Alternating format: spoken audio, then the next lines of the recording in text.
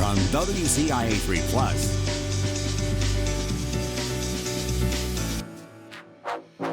With your host, Kelly Finley.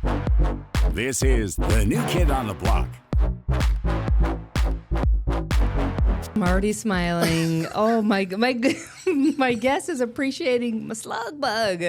Okay, so here's the deal. When you see my guest, you hear his voice, you see his face, he really needs no introduction. But because the show is global, what I do on every show is I have my guests introduce who they are, which organization they're with, and then we get right to the conversation at hand. Great to have you here. So good to be here. It really is. Oh, my goodness. You enjoyed the slug bug there. That was really funny. It kind of caught me by surprise. I didn't expect to see you in the little car. I mean, and I know you're a man who has car, in your background, and we'll get to that. So that means something to me. Okay, let everybody know who you are. I'm M-Y-L-E-S Copeland. I am just a person that has a lot of fun with life. I'm the general manager and managing partner at the Green Family Stores, Toyota Volkswagen in Springfield, Illinois. I'm fortunate enough to have an opportunity to be affiliated with some really cool things in life. And I think that's me. I'm a person that just loves life, and I love helping people. I love doing fun things. And here it is. I mean, it's come full circle. I'm sitting with Kelly Finley on her show. Right. Think about that. Well, thank you. You're and welcome. I'm so happy you're here. We've been working on this for a minute. We have, and I apologize. No. We're good. Disconnects. When we get into all that you do, it makes perfect sense. Okay. And I'm grateful that you're here. Let me tell you about how he got here, though. Okay, so I am from Michigan. You didn't have to make that face. They can see you. Oh, They that's right. can That's right. They can see you. I forgot. This is visual as well. I'm Go ahead. getting into this. Okay, I will so continue to smile. So I'm the new kid on the block. And so I'm trying to immerse myself in the community. So I go to a University of Illinois basketball game. First the women's game, and then the men's game. And I keep hearing this voice, and I keep feeling this hype, and the crowd is really into it. I'm like, who is this person? And so then at a game, it was, I believe it might have been the Michigan game. It was. Okay.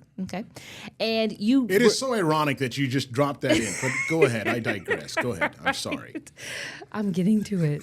So you're right near our section. Yes. And a couple of a former guest, okay, he and his wife were with me, and they were rocking their Michigan gear.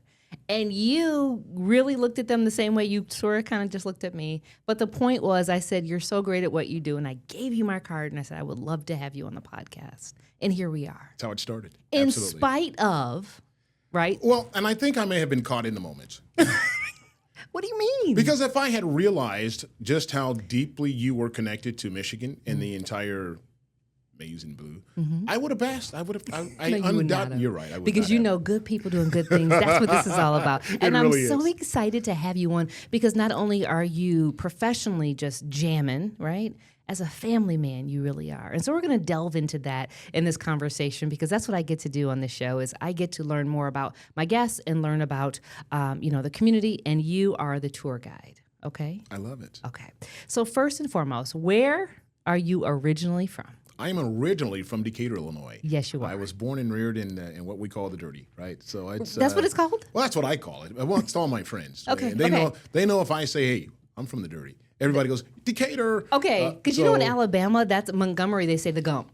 Yes. Right? And you immediately know. Okay, so I'm putting that on my notes. All right, They're so, dirty. yes. Okay, So gotcha. I'm originally from Decatur, Illinois, a product of School District 61, and was born and reared there. Went to Eisenhower High School, attended Millikan University, and made the jump in 1997. I moved from Decatur to Springfield, and have never looked back. But I had a wonderful start in Decatur. For those who are not familiar from a map standpoint, how far is Decatur from Springfield? It's 45 minutes. Central Illinois is, I say, on this little spinning wheel. I used to be in radio years ago, and I would have national advertisers call and say, hey, we're going to buy ads in Springfield and in Champaign, and it'll just kind of encompass Decatur. And I said, no, you won't. No, it doesn't work that way here. So Decatur is right in the center part. It's, we split Champaign and Springfield. We're right across the I-72 corridor, so you can go 45 minutes to be in the capital, or you can go 45 minutes and be in Champaign-Urbana. And so you're in Springfield. The year is? 1997. All right, what are we doing in 1997? finding my way. That's real. It was. I got into, as I said, I was in radio.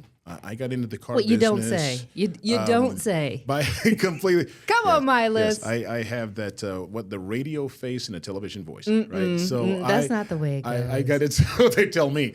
Got into the automobile business completely by accident. Right. I know because I asked my guests to send me a couple of notes about them, and you really wanted to focus on how you accidentally got into this career. Tell us more. Short story. I was selling radio ads. I was selling FM radio. I would do the morning show, and then I would go out and sell FM radio. Mm-hmm. And so I had been hired by a dealership to come and work for them. And I said, what will I do? And they said, the same thing you do now. You're going to handle national ads. You're going to place buys. You're going to help do promotions and things. I said, okay, great. And so I showed up, and I walked in on that Monday morning, and I turned and looked into the office that they told me I would occupy. Uh-huh. And someone else was there. Oh. Right, that part. And so I waited because he was asleep. And you were no way. You can't make this up. The person, hold on. You had an office that was meant for you. That's right. You turn the corner, you walk in, and this person is dozing. I mean, just sleeping. Just like that. Okay. And so I waited for the gentleman who came in, who originally hired me, and I said, Steve. And he went, Miles. I said, he said, we forgot to call you. I'm sorry? And so the owner of that particular store had made the decision that he wanted to offer that to a relative, and they had forgot to call me. Wait, the sleeping relative? Yes, ma'am, that part. And so they forgot to call me to tell me that they had done a pivot. And I said, hey, I already left my other job. And he said to me, the gentleman who hired me, said, no worries. If you're ever going to be in the car business, let me teach you the car business. And I said, what does that mean? And so we walked down the hall, we turned right, we walked out into the service department. Mm-hmm. And he said, you're going to be a service advisor. I said, what is that? And the gentleman that he introduced me to, the service manager, said, it means nobody's happy to see you. I thought, this is a great way to start my new life. Sleeping cousin over here, and I'm a service advisor. Absolutely. And so that's how it began. And so I began in 1995 as a service writer.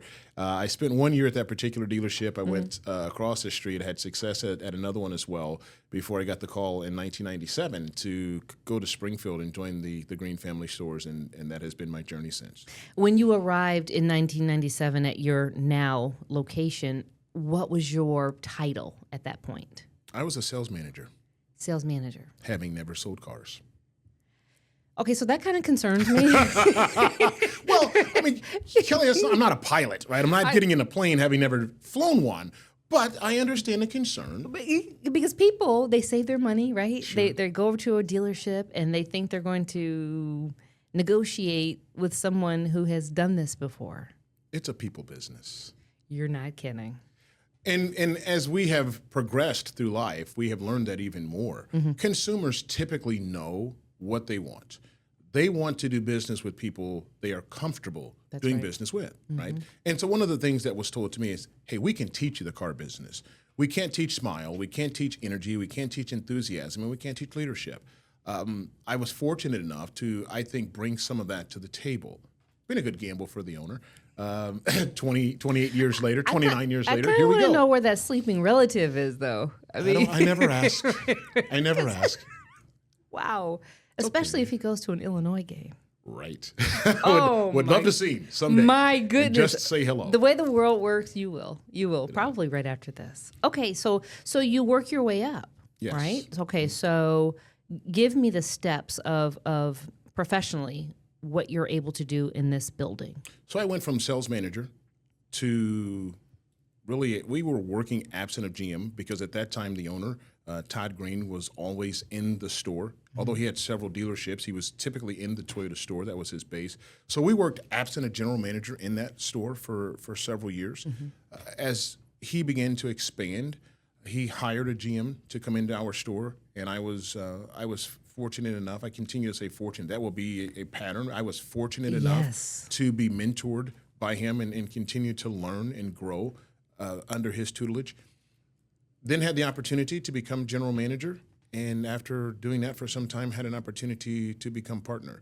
And so that has been my trek in a very brief synopsis from sales manager to general manager to now managing partner. I mean, you're living a dream in reality, because there are many people who see someone like you and think, well, how did he do it? And you put in the work. I did. And you also made yourself available to be mentored. And that's a biggie. It really is. Right? And it's also something that I have tried to do with others. Mm-hmm. You know, the trajectory is not always linear. That's right. Sometimes there are these ebbs and flows, and you never know which way to go. I didn't know that I would walk in and be off-ramped to something else. But in doing so, and then in having enough, I think, faith and confidence to say, okay, teach me what you know. And I really try to make it a point not to be afraid to teach others. Mm-hmm. If I can help you, let me help you. But you know what I have known about you since we first started chatting is there's no pride in you, meaning you're not too proud to say, I would like some help. Absolutely. Like you just said, teach me. There are people who will be watching this who will say, I don't know how to do that. What advice would you give them? Just ask. I think that if you really give people around you the opportunity to assist, you'll be amazed at how many people will step up. If you're in a leadership position, mm-hmm. and I oftentimes will tell this to groups when I'm speaking to them, never be afraid of being pushed. Don't make me pull you, push me. Don't be afraid of being pushed. Sometimes that's a hindrance. Right. Sometimes people in leadership positions keep things close to the vest for whatever reason. Mm-hmm. Mm-hmm. I would like to think that it's because they don't want to be pushed. Push. The more you push, the more we all grow. But you know what? There are some people who are kind of all talk, and then when you get closer to them, you realize that there are flaws in that resume, the experience that they said they had that kind of didn't have. Sure. And they almost don't want to be helped because it will open up what really isn't. Mm-hmm. I guess I'm one of those people that I don't have that inability. Oh, I know. I started on the ground level. And there is nothing that I won't do. Mm-hmm. When I got into the business in '95 and really had to learn, well, the technicians, I'll never forget, didn't know me. I was the guy that was doing advertising, and now I'm responsible for their income. And I simply told them, tell me what it needs, tell me why it needs it, mm-hmm. and I'll go explain it to the customer. We had a technician who walked me over. He said, that needs a timing chain. I said, what is that? He said, it's the chain that works the car. Tell me more. And so he began to walk me over, and this became our daily life. This is what this does. Uh-huh. And in this particular car, if this breaks, this is what's going to happen, which is why we recommend replacing it now. Okay, great, hold on. Mr. Customer, this is a timing chain. And this is what it does. And if it breaks, here's what happens. So you need to replace it. And so it began. And so I learned a lot of things of hands-on. Teach me, mm-hmm. I'll go explain it, and we'll tell the customer the benefits of having it done that way. So I've really kind of put myself in a position, if it needed a tire change, hey, I'll help change it. If it needed this, whatever. Mm-hmm. And I still do that today. You might see me at 4 a.m. in the front of an end loader moving snow off the lot so my employees can get to work. Doesn't bother me. Let's go all day. You might see me last weekend. I took off my overshirt, had a T-shirt on, and we're cleaning out Connex boxes so that we could get ready to move into the new store. One of my new employees came up. He said, I never thought I would see someone like you doing that. I said, what do you mean someone like me? He goes, someone like you? I said, hey, buddy, we're all the same. We're all on the same team here, and I'm big on team.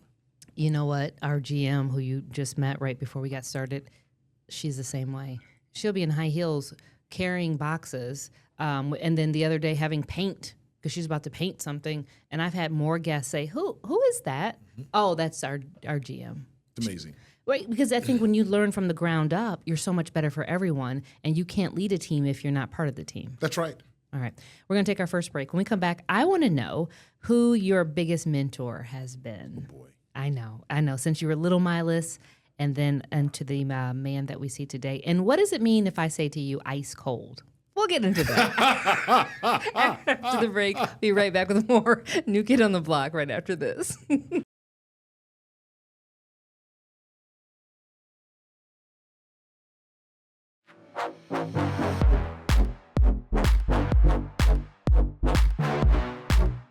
You, Milas, right? It's the funny. Isn't it? Because it's so unexpected. It really is. It's cute. I shout out to Paige. She took my picture and she drew that by hand. Okay. Really? And then I said, I love a slug bug. Like that's my dream car. That's going to be my dream car. Drop top slug bug, automatic though. I'm not doing a stick shift. And green's my favorite color. I'll give you a card. Okay. All right. You know, while we're on the topic, what was your dream car growing up? I didn't have one. Really? No, I didn't. And so my first car was a bright yellow Chevy Chevette hatchback manual transmission. Looking back on it, it was quite the car. Right. It sounds like it. People used to really make fun of me. Like like Bumblebee? Bumblebee Bright, yes. Okay. But that was my car. But it worked. And I loved it. It got you where you needed to go. And I could drive a stick shift. Listen, I could drive one if a monster were chasing me. I got you. But other than that, no. You'd figure it out. Well, I'm from the Motor City. Okay. See? You walked right into it. All right. Before we get into your mentors, because I know you have so many people who have impacted your life, let me go to something that you have founded and you're the president of. Tell me about Peacekeepers, Inc. What is that? Peacekeepers is an organization that was founded in 2004 to benefit the men and women in the state of Illinois for law enforcement and military personnel. Very simple. I loved to ride motorcycles. And so we would always ride on Sundays because of being in the car business. There wasn't this time to ride on the weekends. We'd get together and we'd go riding motorcycles through central Illinois. And most of the time, the people that I was riding with were either in law enforcement of some kind, or they were involved in the military. We just had this group. And so we decided one day, hey, let's get together, we make this ride, and we're riding, and we stopped, and someone said, hey, Milas, you should make this an annual event. Do this every year. Put a cause behind it. I said, yes, let's do that. But internally, what was your voice saying? I really don't know what I'm doing. Right. But okay. That's okay. We rolling. And so there was a gentleman in Springfield. His name was Pat Davlin. And he was talking to me. He said, well, you know, you have people in law enforcement, you have people in the military. And I thought, okay, let's try this. And what I quickly found out is that you cannot just give money to the military. No, you cannot. You can't just walk in and say, hey, here's some money for you. No. I was introduced by a gentleman at that time named Chris Lawson, who was one of the commanders at the base in Springfield.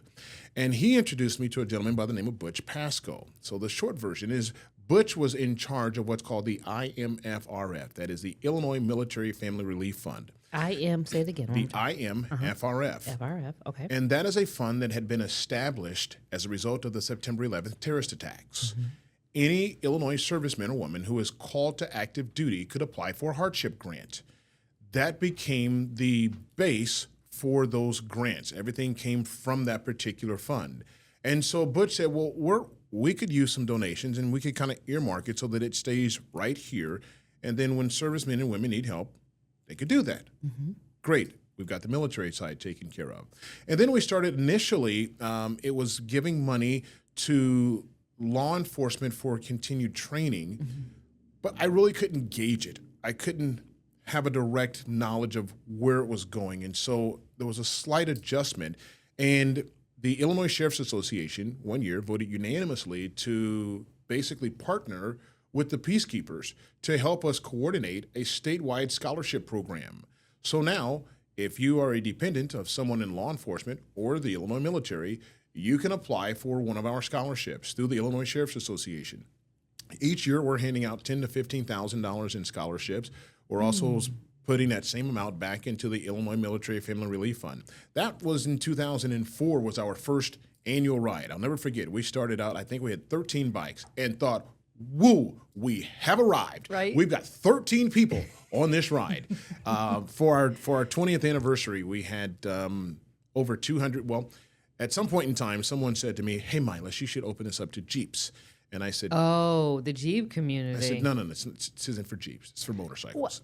Oh, I'm just because telling you. because you love your motorcycle That's so right. much. That's right. So Kelly But the Bing, Jeep community. but it wasn't for Jeeps. I understand, but I had a Wrangler, and I know about the Jeep community. First of all, if you see another Jeep, if you don't know, if you see another Jeep, you wave. Yes. Right? Yes. Okay, so you open up to the Jeep community. So I open up to Jeeps. Okay. And honestly, if I'm being perfectly honest, a lot of the guys who had ridden with me Mm-hmm. on motorcycles had gotten Jeeps. They went and purchased Jeeps. And so their family were like, well, we want to go. And so, well, I don't have the bike. Can I take the Jeep? And I said, no, it's not for Jeeps. So I did. I opened it up one year for Jeeps. I think we had 10, 15 Jeeps. And then the Jeeps took over. Right. They What do an that. amazing community. I will be the first to admit. Okay, amazing good. community. Because I'm sure there's some Jeep lovers who are waiting to see Oh, what my you were goodness. about to and say. so the 217 Jeep Club out of Springfield, they are head and shoulders. They came in, and so now it's this competition between the Jeeps and the motorcycles. Who's going to show up with the most? And so this particular year, we had over 200 Jeeps. We had 100 and I think 60-some motorcycles. We stretched over 7 miles in length. And the really neat thing about this particular ride is that every single year, I move it someplace different. We go to different parts of the community. As we have grown, we can't just go to small places. It's very timed, it's very organized. My team that works with me is fantastic. They are head and shoulders above anything else out there. So the ride is completely escorted. Last year, I think we had 17 plus agencies joining us for the entire ride. So we have 10 to 15 squad cars out in front. We have those in the back. When we go kickstands up or we say start, you don't stop until we get to our first destination. And how long is the ride? It normally is 115 to 140 miles. Just Oh, depends this is a upon- ride. It's a ride because I try to stretch it out. So you've got 35 to 40 minutes between stops. So we have our first stop. We'll stay for an hour. We'll go to the next stop. It's usually the lunch stop. We'll stay for an hour and a half. We'll ride another 45 minutes, and then we're coming home. Now, at the stops, outside of lunch, at the stops, what's happening at the stops? Just Get out. the Get out, camaraderie? socialize, Okay. say hello.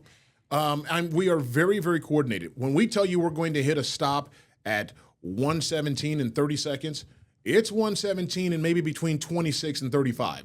We understand and we recognize how critically important intersections are, and we are coming through communities. Their law enforcement agencies are very kind to us, and we want to be respectful of that. What's some of the feedback that you hear as you're doing this ride of people who maybe stepped outside of their house? It's unbelievable. It's unbelievable. And you get chills sometimes when you are riding and people are standing out and they're waving to you. We take it for granted. I mean, we've been doing this now for a very, very long time.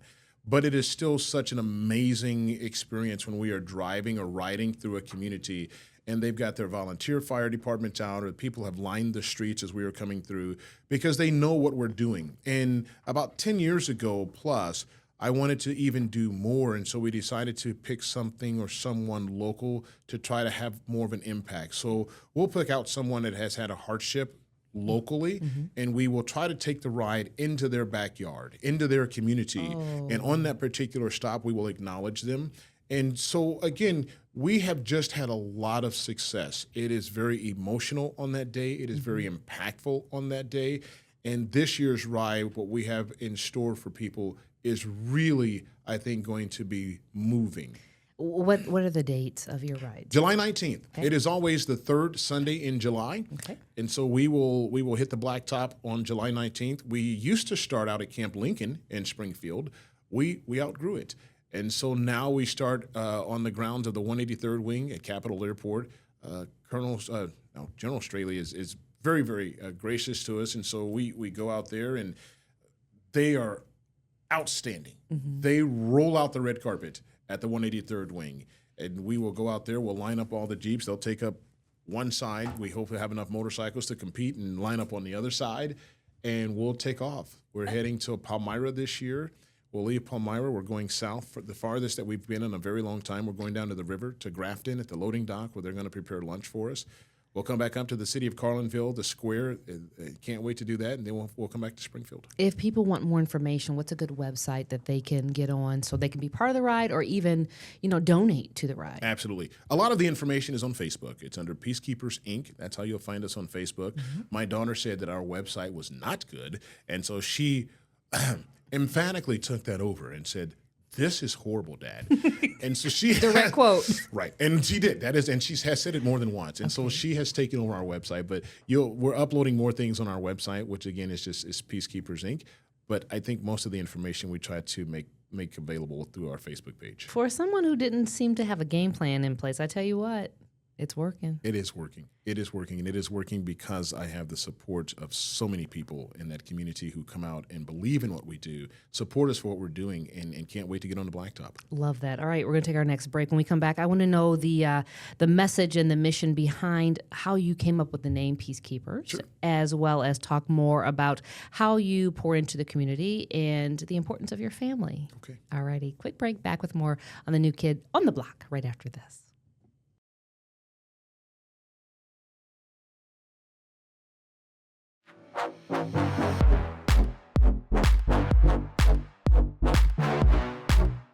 The New Kid on the Block. Seriously, I do have the best job, if I may say so myself. I'm your host, Kelly Finley. If you've been listening, then you know M-Y-L-E-S Copeland has been really talking about his journey professionally, but now we're going to delve into more of the personal side of the house because I know that how much your family means to you. You talk about your wife, you talk about your kids, and it's beautiful to see, as well as how you balance all the nonprofits and the mentoring and all that you do to give back. So we're going to get into that, but first I want to go back to my question before the break of Peacekeepers. How did you come up with that name? The people I was with, those people who were providing the peace. Mm-hmm. Back then, again, this was when we first started doing this, the Springfield firefighters had a very, very successful ride.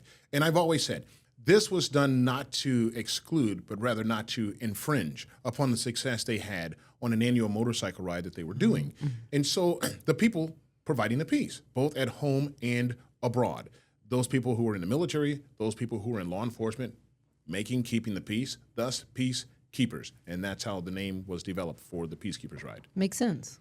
Okay. Tell me this, your connection to the military, you have a very personal one. My father served in the United States Army. My father was born in 1909. Wow. Right. And so he had me at a very late stage in life, his only child. And he was a sergeant in the U.S. military, in the United States Army. I've always appreciated what he told me about the Army. We didn't talk a ton. He served as a veteran of World War II. But my big cousin, there's only two of us, and it had the Copeland lineage. Uh-huh. And so my big cousin, Michael, was a Marine, is a Marine. He would say, I am a Marine. That's right. But Mike did 30 years in the United States Marine Corps. He stepped away for 2 years and went back and wore the uniform for another 14 years. And when I tell people that, they say, no, that's impossible. I said, no, it's possible. He did it. He went over and ran an ROTC program in Italy and did some other things. And so, and to this day, he will still put on his uniform. He just went to those dress blues. This dress blues. He just went to a ceremony not too long ago and said, "Got to put my uniform on." I mean, and they're so proud. I worked for the Marine Corps for 3 years, and what I've learned about the families, it's a lot. It's a lot, and there's a lot of unsung heroes, and that's why it's so impactful what you're doing. Because if you've never worked with the military, you don't, like you said, you can't just give money. There's a whole process. It is, but you made it make sense. I found a way, and I found a way, again, same theme here, because I had help. Someone said, here is what you can do. I didn't want to say, let me ship this, it will sound bad. I didn't want to send a bunch of money to Chicago because what we were doing were efforts locally. And I wanted to ensure that what we were doing could be felt in Central Illinois. And this allowed us a way in, a pathway forward. And really, I think now we can say, hey, we can track every one of those. And that matters because people are so generous, but they want to take care of home. Absolutely. And when you find out that you give money, but it's going here, there, and everywhere, while it makes you feel good, what will make you feel better is giving it to people who you may see on the streets that you drive. That's right. And the community that you live in. All right, let's talk about your why. Sure. Your why, when I asked you that question before, your family, your faith, very important. Yes. Talk more about that. My family's huge. You know, you say things locally and things that have a local impact. My wife, for instance, is a development officer for SIU School of Medicine, working specifically with the Smith's Alzheimer's Center. I lost my father to Alzheimer's. And although there are organizations that work to help fund research, in Springfield, we are so fortunate that we have some of the best research in the world. In the world. In the world, being conducted an hour and a half away from you. Dr. Erin Haskell, her husband, they are leading researchers, and everything they do is helping downstate Illinois. Sure, it stretches out. The tentacles go everywhere. Right. But they are conducting research in things that are really affecting and taking care of everything south of I-80. That's meaningful. That's important. So when they have their event and they ask me to MC, sure, I'm right there. I want to do that. When I look at what my children have the opportunity to do, I'm so lucky. I'm a lucky guy. My kids are great, and they came through it similar to yours, but they came through with COVID. They had some things, dare I say, taken away. They didn't get to do everything that we did. They were both involved in the arts. They were involved in show choir, and I remember going to some of their concerts, and they were singing in the masks, and it took away from some. But they thrived. They came through it on the other side, and they're great. My son graduated from Michigan State University. Wait, one moment. Say that one more time. My son graduated a couple weeks ago. From where? Michigan State University. And that's in the state of where? Michigan. Just wanted to put that out there. Yeah. Okay. So he's completed his Big Ten tour. He was an astrophysics major. Go ahead. And he is on his way to IU to start his PhD program in atomic molecular optical physics. Right. So it's wow on top of wow. Yeah, he likes to play with lasers, is what I tell people. Listen, I'm proud of him. I really am. Because especially when you talk about what these kids have gone through. And I love that you acknowledged COVID, because there's a generation that will say, but in my day. But you know what? In these kids' day, this is big. It really is. And the fact that many of them are still dealing with lingering issues from that, but yet they're still surviving and they're still pushing forward. And I love their faith. And I love that generation that they're proud enough to say when they need help.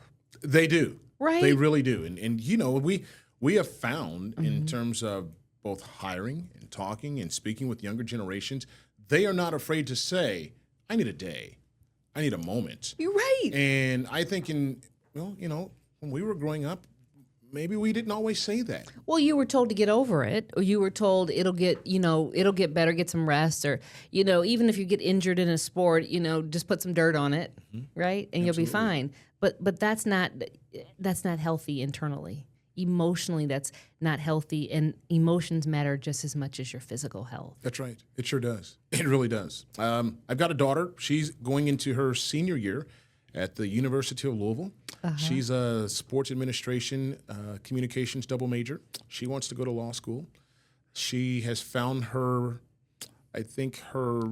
biggest joy in trying to help navigate and advocate for students working in an NIL era where they aren't necessarily recognized, or, in her words, to ensure they're not taken advantage of. And so she has really, really, I just think, flourished in that. She's spoken at a couple conferences. She's been published a few times, and it's great.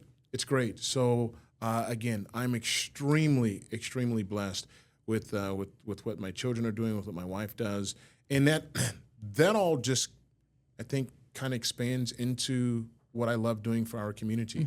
I love seeing people flourish. I love seeing people thrive. I love being able to say, hey, if I can help you in some small way, let's go. My hand's your hand. Where does that come from? Where did you learn that? Did you learn that because there was someone actually showing you how to do it, or did you learn it because you saw that it was missing and you said, when I grow up, I'm going to make sure to fill that void? I can't say that it was missing, Kelly. More so, it's just part of my DNA. It's how I was brought up. My mother's from the Deep South. She was from Pell City, Alabama. My father was from Greenville, South Carolina. We were taught, I was as an only child, if you need help, you help someone. I had a bunch of cousins around, and we were reared as brothers and sisters. And so if one needed help, you just went and helped. If you needed to go out to that garden across the street, you went out and you helped. And so I think, again, that has just always been instilled in me. And as I have grown throughout life, it's just become a part of how I do things. I love to try to help people. I love to be able to say, got it done. And I think it's most rewarding when people just say, thanks for the help. That's your fuel. That is. I don't need the accolades. I'm not doing it for public awareness. Let's just go figure out how we can get it done. So let me tell you this. So when I was trying to track down who you were, right? Because in the game, okay. we may see your name pop up, but really it's that voice and the hype. My producer, thank you, Gunnar Olson. He said, I found the guy. I found out who this is. And you were in a commercial. You were in a Toyota commercial. Yes. I said, that's the guy. I tracked you down through social media, shot you a message, and here we are. I bring that up because your daughter did say that your website needed a little help for peacekeepers. So I'm glad she said that because social media is what connects a lot of us. It really right? does. And it allows your goodness that you're doing, that your wife is doing, that your kids are doing to go far and wide because it reaches so many different people. Yes. So I'm really happy you were in that commercial. I'm really happy your daughter told you about your social media. I'm really happy that you attended a University of Illinois Fighting Illini men's basketball game. And I was all in the ILL. I will tell you. Oh, I stopped. You were excited. I thought, was. There's one of our biggest fans. Yes. I just didn't know. We can talk about it later. It's okay. We have a break. When we come back. Perfect timing. Perfect timing. When we come back, though, I will tell you, my husband and I attended a football game, and we were all in. Okay. So understand, this is sincere. This is genuine. I love it. But you know you can love more than one team. We'll talk Clearly. Where does your son go? You're right. Where did your son graduate from? And I have said go green a number of times. See? I have said it. See? I didn't say it when they played us. Oh, we've got to talk. Another break. We'll be right back with more New Kid on the Block right after this.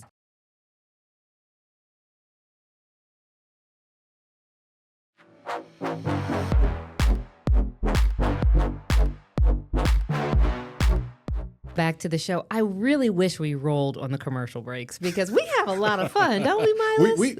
I think we laugh more off the break than we do. I know, because we got to stay on time. Travis, will you pop up that 4 shot? This is my favorite shot. I love showing, the behind the scenes. Here's Travis. He's tasked with keeping us on track. Travis is not happy. No. All right, I'm going to go through a couple things because I asked you some questions, and I want to jump into some of your answers. So when I asked you about, really what you wanted people to understand about who M-Y-L-E-S Copeland is, you talk about leadership, business, and building something bigger. You say you spent nearly 3 decades in the automotive industry. You talk about your role there, and right now you're in the middle of one of the largest dealership renovation and expansion projects in the region. Yes. Okay, so you're doing that at this high level, right? You talk more about that, and you talk about how you love helping others grow into careers and leadership positions they may not have imagined for themselves. Absolutely. Is there someone that jumps out to you that did that for you, that you think about I know the Green family definitely saw the talents in you. Anyone outside that you can really kind of give a high five to? I think there are a number of people, right? Depending upon what segment we're speaking of or what we're talking about, there's a number of people that have all contributed. If I look back to a guy by the name of Jim Sini, Jim was our college professor who said, you should really go into broadcasting. You should put that on the side. And I thought, I'm not really sure about that. Really? Yes. And so, but then I started doing it more. I was a DJ in high school, right? We had this. Oh, you kind of glossed over that. You were a DJ in high school? Yeah, it was called Jams. We can talk about it later. The Junior Achievement Music Service. For those people in Central Illinois, M-Y-L-E-S. They remember Jams. We DJ'd everything from 8th grade little dances all the way up to... Like you were mixing? All of it. Absolutely. You had the crates? 1,200, Technique 1200s, big crates of records, bringing them in, playing music for everyone. Until we moved to CDs, and then that changed it a little bit. But even with CDs, we still had the old crates of music. I just got rid of 3 crates of music from the 80s. Did you get rid of it, or did you ask someone to do it so you didn't have to look at it? They were sitting there, and some kid who collects, I shouldn't say kid, this young man who collects old albums, he said, "What are you going to do with those?" I said, "They're about to get thrown." He said, "Can I have them?" I said, "Sure." Vinyl. Vinyl, the real vinyl. Okay, Yes. so you were doing that in high school, which you totally glossed over, but I digress. Go ahead. And so, I would credit Jim Sweeney to saying, "Hey, get out there and start broadcasting." And so I've had a lot of success, and I'm very fortunate, again, to have been able to do that. I think some things, again, happened by accident. The Illinois happened by accident. Announcing boat races happened by accident. I was standing on a platform in Decatur, Illinois, and the 2 promoters turned around as their announcer walked off and said, "I'm not doing that." And they said, "Miles, you're in radio." And I said, "Yep, basketball, football." And they said, "Well," I said, "I don't even know who's out there." They said, "Make something up. We don't care." And so they turned around, they handed me this score sheet, and so I began to just do this race call, and they turned around and that told me, and they said, "We just found our new announcer." Give us a race call for those who have never heard one. Side-by-side racing going into turn number 4. Welcome to the APBA Summer Nationals here in Decatur, Illinois. Here's Kelly Finley running side-by-side, sponsored walk. If we were in Detroit, heading to the Belle Isle Bridge. Now she'll make her way down to the Rooster Tail turn. Hook it down, turning to left. Let's move to the start-finish line. Gonna be a photo. What? Miles? Yeah. Yet another guest. I call my family. Okay, that's my brother over there. I mean, that's adrenaline pumping. Yeah. We've got a big race coming up in Decatur next week. I need to find my way to Decatur. You do. The American Powerboat Association Summer Nationals, largest race, inboard race in the country. On one of the fastest bodies of water in the country next weekend. What makes it, how does it get that title? Well, so different venues can bid for different races. And so Decatur put in Sean Boucher over there is just an incredible race promoter. And he placed the bid for racing back to Decatur. It had been gone for, I think, was it 20 years that it had been gone. And it came back. And so I announced the last race that was in Decatur. And then they brought it back and they said, "Hey, any chance you want to come back?" And I said, "Well, we'll try it." And I went back and we had just a ton of fun for a couple of years. Now they bid on the Summer Nationals. And so they've got the largest race in inboard history, in inboard racing coming into Decatur on June 6th, 7th, and 8th. It's an incredible body of water because of the way it sits. It's recessed, it's covered, and so it allows the breeze normally to stay elevated, which allows the boats to maintain speed. It's a very wide course, so they can usually keep the throttles open, and they turn world record speeds over there. Unbelievable. Yeah, it's a lot of fun. And you questioned using your voice as a talent in a future profession? Well, I didn't know if I wanted to do broadcasting at that time. I was in college. I was just learning. Sorry. But in our notes, you talk about how your faith, right, is so important to you. And if God gives you a talent, I mean... Now you sound like my mother. Yes, you're supposed to use it. Well, I am a mother. Thank you, right? I am a mother. Right. I just think that so many people think it has to be hard to figure out what you're going to do, that they sometimes forget to look inward and say, I have this thing. That's right. And you obviously listen to yourself and your mother. I had nothing to do with it. And so my voice has been very, very helpful. My voice has allowed me to really open some doors and do some things that I would have never dreamed of. Boat racing. Boat racing. I mean, I'm stuck on that one. How do you prepare for boat racing? You spend a lot of time knowing who the drivers are, knowing, and a lot of it is on the fly. And when I say on the fly, because I don't know what color their boats are going to be from week to week. I'm no longer on the tour. So it's not like I'm showing up and seeing, okay, that's the same guys from the last time. So I will spend a lot of time making notes, white and red, with the different classes. And the first couple of heats with binoculars, you're just trying to get acclimated with which color boat is out there, looking at the scoring sheets, and that's how you begin. So I'll start next week and start to find out who's there. I won't know what color their boats are until I get there on Friday. Hopefully they're regular colors like green, yellow, white, not fuchsia. It's great when they're sitting on the dock, but remember, now rolling. you've got boats that are running 80, 90, 110, 115, etc., and they're being covered by sprays of water. So you can make the wrong call, but when you do, you just keep going. That's right. Just like if you mispronounce a name, you correct it and keep going. Later. Yes. Oh, some secrets. Okay. We have one more break, right, Travis? Okay. Look at you. We have one more. We'll be right back.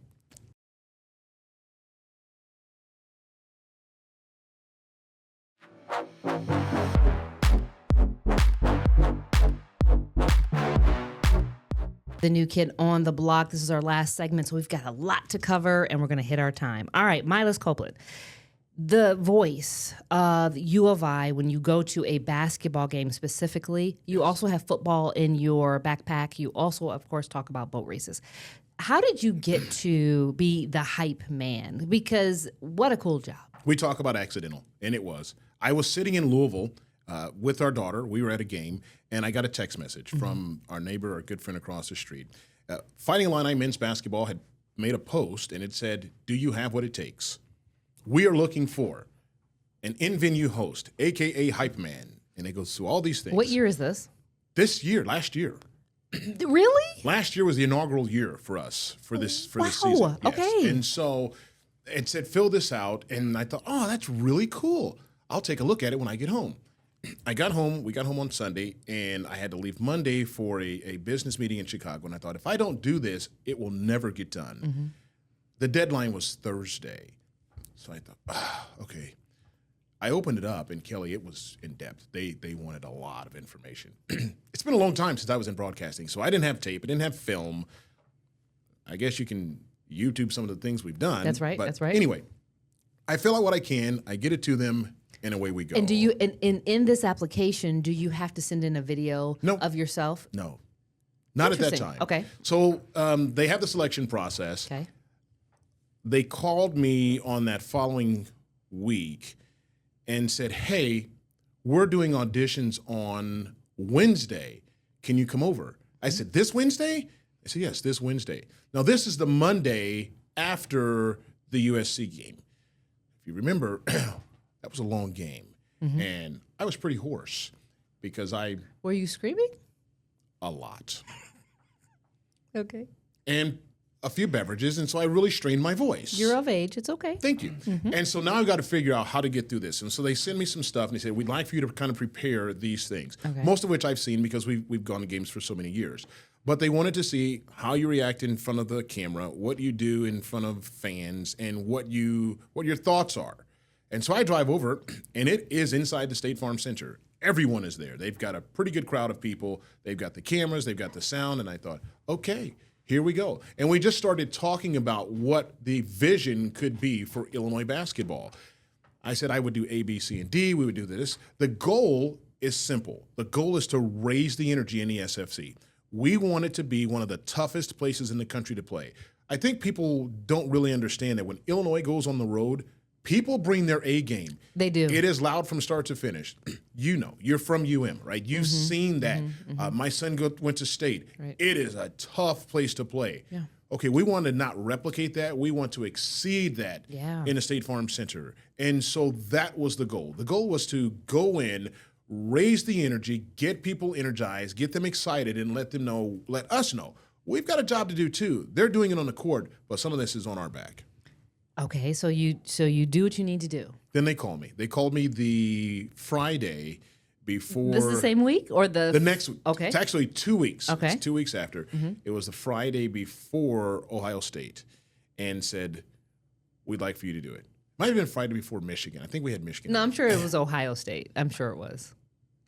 Might have been. Anyway, so whatever game that was, they said, "Hey, we'd like for you to do this. Can you do the home games?" I'm like, "Yeah, I'm always there anyway." And that's how it started. And then you realize, okay, well, you're not just going to walk in and go to the game. Now we've got some stuff involved. Help me understand, because I got the 2-minute mark. Your game day prep. How early are you getting to? Let's say the game's at 2 p.m. How early are you arriving? What are you doing to make sure that you have everything you need to hype us the way you do? Starts during the week. We have a call. We have an hour call. We'll work with production, with marketing, with fan engagement, with everyone. What are we trying to do? What are the elements that we have to get done that day? that day of the game, now I have really tried to immerse myself more into Crush and into that pre-game planning. What can we do? And so if it's a 2:00 game, I'm in Champaign by noon, and sometimes even before then, because we want to start to do some things and we want to start to get ready. I'm outside with the kids. I've got the megaphone. I've got the bullhorn. We're playing music. We're doing a lot to try to raise the energy outside to bring that inside. I'm on court usually 45 minutes before the tip, and then we get set. 7 minutes before the walkout, it starts. Ooh, I just got the chills. And here we go. Can I tell you, one of the funnier moments at a game was the baby race? You know what I'm talking about? Yes. They wouldn't move. No. That one little kid just sat there, and it was almost like he looked at his watch, like Travis was looking at us, going, "Hurry up, hurry up!" Right, and he right. said, "I'm gonna get going now," and he just took off. That was so fun. Yes. Also, seeing you in the audience, and again, your engagement with the students. You are on camera taking pictures with people while you're announcing. Absolutely. When all that's happening, what's rolling through your head? We're having fun. We are having fun. That's what it's all about. We are about raising the energy. And if fans are having fun, if they're engaged, if they see me and say, "Hey, let's do this, let's do that," let's go. Let's just really turn it up, because I want you to leave and I want you to make a phone call to say, "How soon can I get back?" And I want you to bring someone back with you. And ultimately, we want to see it, as we said, from the floor to the rafters, from side to side. We want everybody in there yelling. We want you up. We want you elevated. Took me half the season to get people to stand in the second half like we do in the first half before the tip. But we got there because it wasn't something that was always done. Got you. So we tried to introduce that, and now fans do it. In the second half, we stand like we do until a basket is made by the opposing team, like we do in the first. It's little things like that, and we'll continue to expand that. We'll continue to try to drop in more elements. We've got a lot of meetings set up this summer. It's going to be rowdy. I love it. This year. I love when I say ILL, you say? I-N-I. Oh, yes. Thank you. The pleasure's been mine. Seriously, you really have elevated my show. Thank you so much. You brought the hype. So very I gotta keep rolling with it. It's like ice cold, if somebody were to say that to you. I'd simply say, "Oh, 6." Thank you for joining us on this edition of The New Kid on the Block. That is M-Y-L-E-S Copeland. I'm Kelly Finley. See you next week, same time, same place, right here.